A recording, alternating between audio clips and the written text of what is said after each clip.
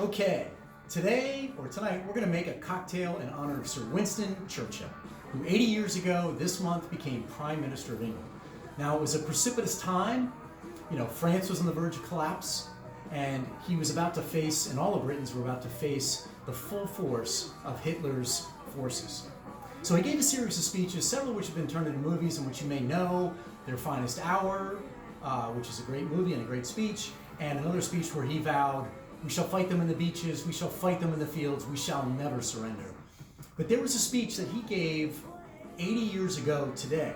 It was actually his first radio address to the nation. He had, on May 19th, 1940. And he'd been prime minister for all of 9 days after May 10th.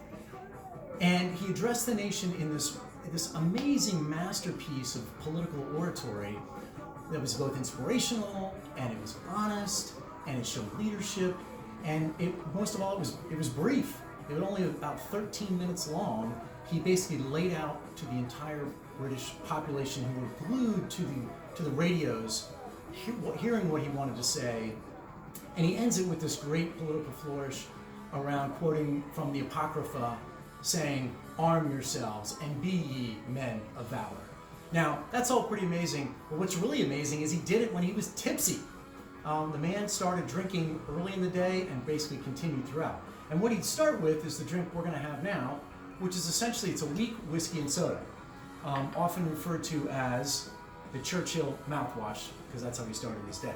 Now what he'd do is he'd take a little bit of blended Scotch whiskey. Now I have Grant's, which isn't very good. He used something worse, and that was Johnny Walker Red. And then he would fill it with, the rest of the way, with basically club soda. So you had this really weak whiskey soda that, let me tell you, it's basically like mouthwash, right? There's not much flavor in it. It's pretty weak. And he would polish off 2 or 3 of these, starting at 9 o'clock by noon. Then he'd proceed to champagne, and then he'd have a couple more of these afterwards. And by the way, a whole bottle of champagne. Then he'd move into dinner time, more champagne, often a bottle of claret, into a cognac afterwards, and then more whiskey sodas, often until 2, 3, 4 in the morning, where he fell into bed, working in bed, and then would wake to do it all over again. So, it's not really my drink, but to Sir Winston, to your brilliance, to your eloquence, to your political oratory, and to your stamina in drinking. Cheers.